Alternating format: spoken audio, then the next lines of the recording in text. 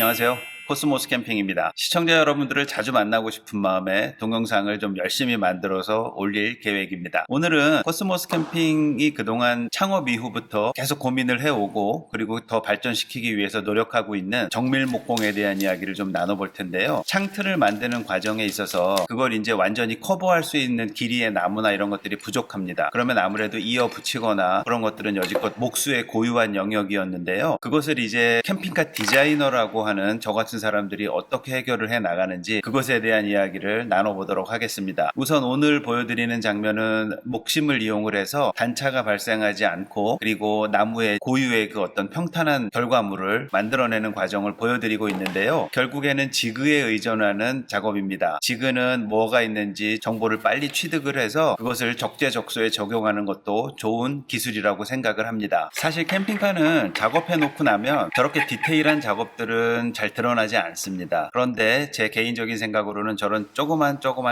것들이 계속 모이고 쌓여서 결과물에 있어서는 뭔가 다르지만 뭔가 단단한데 깊이감이 있는데 라는 표현을 마지막에는 해주는 것 같습니다. 그리고 제일 중요한 것은 사용자분들의 컴플레인 수가 적다라는 것은 그만큼 제품의 완성도가 높다는 이야기를 반증을 합니다. 어떤 업체들은 계속 AS를 발생시켜서 그것이 회사 수익이 돼야 된다라고 주장을 하는데 절대 동의할 수 없습니다. 최선을 다하고 난 후에 발생하는 AS는 어쩔 수 없는 거지만 AS를 염두에 두고 제작을 한다는 것은 반칙입니다. 제가 캠핑카를 만들 때 그래도 많이 신경을 쓰는 부분이 창틀 부분이거든요. 그것은 우리가 매일매일 접하는, 매일 팔을 기대고 또 매일 보고 하는 가장 프로테이지가 높은 지점이라고 생각을 합니다. 사용된 목공 작업의 목심은 굵기는 6mm고요. 길이는 30mm짜리를 이용을 했고요. 좌우에 정확하게 타공 지점을 잡아서 타공을 해야 단차가 발생하지 않습니다. 단차라는 것은 이제 다들 아시다시피 위아래 차이인데 위아래 차이는 제가 신이 아닌 이상 극복을 할 수가 없겠더라고요. 그래서 고안해낸 방법이 좌우를 바꾸어서 지그를 이용을 하면 위아래에서 벌어지는 단차도 막을 수가 있습니다. 단차가 발생을 하게 되면 대패에 집어넣어서 한번 고르면 되지만 자작나무 특성상 얇게 비니어드 합판으로 붙이는 모재이기 때문에 대패에 넣어서 밀면 그 첫 번째 말끔한 모재가 깎여나가면서 안에 흉한 합판이 드러나게 됩니다. 그래서 대패 작업도 할 수 없는 그런 모재고요. 자작나무를 이용해서 저렇게 단차를 극복해가면서 하는 작업들은 그래도 꽤 상당히 신경을 써야 되는 작업입니다. 결과물에서 보시듯이 단차가 1도 없으며 그냥 하나의 원래 모재로 매끄럽게 이어진 듯한 느낌을 받는데 그것도 나름대로 여긴 이어 붙였구나 라는 느낌을 주면서